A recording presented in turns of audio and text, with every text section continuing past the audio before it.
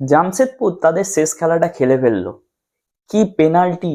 উফ, কি হার্টবিট! মানে মোহনবাগান সমর্থকরা যারা আছে তারা 1 মিনিটের জন্য এরকম ভাবে যে বসে একটু খেলা দেখবে তার সুযোগ দিচ্ছে না মোহনবাগান প্লেয়াররা। মানে 1 গোলে এগিয়ে থাকার পর ওরকম ভাবে, মানে একটা শুধু কি বলবো, ফার্স্ট হাফে কনফিউশন কনফিউশন মানে আহ খেলতে খেলতে অন্যমনস্ক হওয়া, বা হঠাৎ করে মাইন্ডসেট অন্যদিকে ডাইভার্ট মাইন্ডে খেললে তো গোল খেতেই হবে, সেটাই দেখলো। হঠাৎই দূরপাল্লা শট, আর বিশাল গায়েত স্টেডি ছিল না, তো স্টেডি না থাকার জন্য হঠাৎ করে গোলটা খেয়ে যেতে হলো। তো সেটা তো হয়েছিল, কিন্তু সেকেন্ড হাফে মোহনবাগানের ছন্ন ছাড়া পাস বা কোনো খেলার মধ্যে কোনো সামঞ্জস্যতা দেখতে পাইনি। কোচকে এগুলো নিয়ে ভাবতে হবে। আমি তো টেকনিক্যাল অ্যানালাইসিস করতে পারবো না, বলতে পারবো না। আমার যেটা দেখে মনে হয়েছে জাস্ট ভালো খারাপটা তুলে ধরতে পারি। ফার্স্ট হাফে মোহনবাগান অসাধারণ খেলেছে, সেকেন্ড হাফে খেলা হারিয়ে ফেলেছে। 75 মিনিটের মাথায় তো মনে হচ্ছে মানে কোনো রকম ভাবে বলটা বাড়িয়ে দিতে পারলেই সে যেন তার দায়বদ্ধতা থেকে দূরে চলে যায়। আর নতুন বিদেশি আজকে ডেবিউ হলো জেলকোভিচ, মোটামুটি খুব একটা খারাপ নয়, ভালোই খেলছিল। তো তাকে একটু সময় দিতে হবে টিমের সাথে মানিয়ে নেওয়ার জন্য। সবে প্রথম ম্যাচ দেখে কিছু বলা যায় না কখনো কাউকে, তো সেগুলোর তো ব্যাপার আছেই। তো প্রথম 2 মিনিটের মাথায় গোল করে সাহাল আব্দুল সামাদ, সেটা কিন্তু জামশেদপুর এফসির ডিফেন্ডারদের দোষে গোলটা হয়েছে। মানে মোহনবাগানের ওখানে সাহাল আব্দুল সামাদের ক্রেডিট বলতে ফিনিশিংটা, যে ফিনিশিং টাচটা দিয়েছে খুব ভালো টাচ, এটা একজন প্রপার স্ট্রাইকারের হওয়া দরকার। আর একটা জিনিস হচ্ছে, এই মরশুমে সাহাল আব্দুল সামাদকে একটু অন্যরকম লাগছে।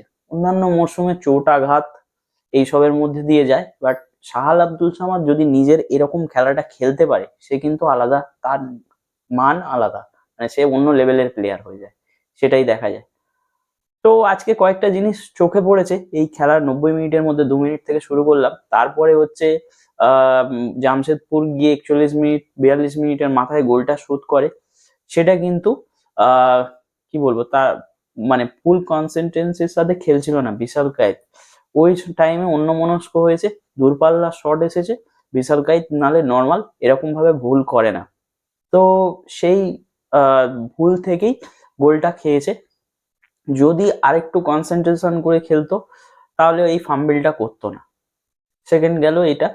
থার্ড হচ্ছে রেফারি। রেফারি নিয়ে ভারতীয় ফুটবলে এখন যত কম বলবো ততই ভালো। কেননা রেফারির মান ভারতীয় ফুটবলে প্রথম থেকেই এত খারাপ। মানে যখন থেকে আমি ফুটবল খেলা দেখছি, বা আমাদের জেনারেশনের ছেলে মেয়েরা ফুটবল খেলা দেখছে, তখন থেকেই দেখি ভারতীয় ফুটবলের রেফারির মান খুব নিম্নমানের।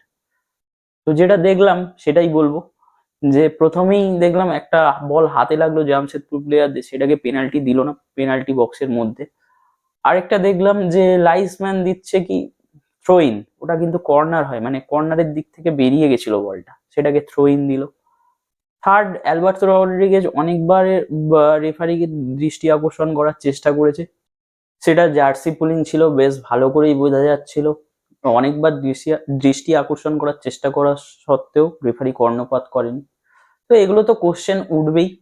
বড় বড় টিম মোহনবাগান ইস্ট বেঙ্গলের ক্ষেত্রে এগুলো হলে অসুবিধা নেই, তারা ম্যাচ বার করে নেওয়ার ক্ষমতা রাখে, বড় প্লেয়ার আছে। কিন্তু ছোটখাটো টিমের সাথে যখন এরকম হবে তারা কিভাবে এগোবে, তো এগুলো নিয়ে ভাবার বিষয় আছে।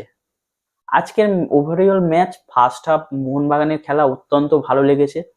জামশেদপুরের সিকে আমান খুব ভালো খেলেছে আজকে। মোহনবাগানের সেকেন্ড হাফের খেলাটাকে একা নষ্ট করে দিয়েছে। তো এরকমই উদীয়মান খেলোয়াড়রা যত উঠে আসবে ভালো। জামশেদপুরের আজকে শেষ খেলা ছিল। আপনারা কমেন্টে জানান আজকের মোহনবাগানের রিভিউ নিয়ে। তার আগে আর ভিডিওটি ভালো লাগলে অবশ্যই বন্ধুদের সাথে শেয়ার করুন। এরকমই ভিডিও পেতে চ্যানেলটিকে সাবস্ক্রাইব করে রাখুন। এটা